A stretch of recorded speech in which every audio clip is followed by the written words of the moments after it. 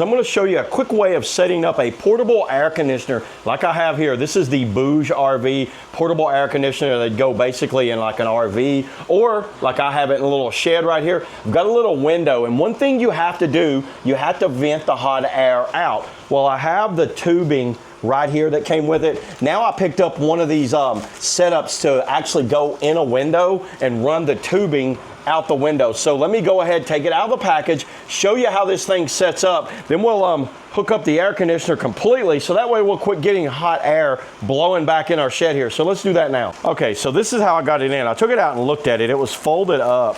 So everything you need to do this is inside of here. Some Velcro, some peel and stick Velcro right there. So you get a little small roll of duct tape, and then here's some instructions. The instructions tell you how to kind of cut it.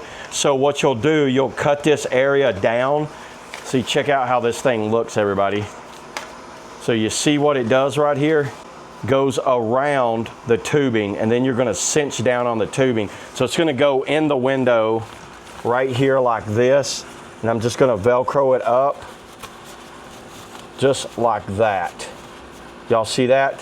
And then I can fold it over or cut it right here and then Velcro it down, and then all the tubing will go out. So let me go ahead, set it up, run the tubing to it, then I'll come back and show you how this thing works. Okay, there it is, everybody. I just went ahead and installed it, and let me show you how easily this was installed. So what I did, I took a little bit of this Velcro right here. They give you more than you need, that's for sure. I ran it along the top of the window right there, along the bottom, and check it out. See how it's Velcroed on there?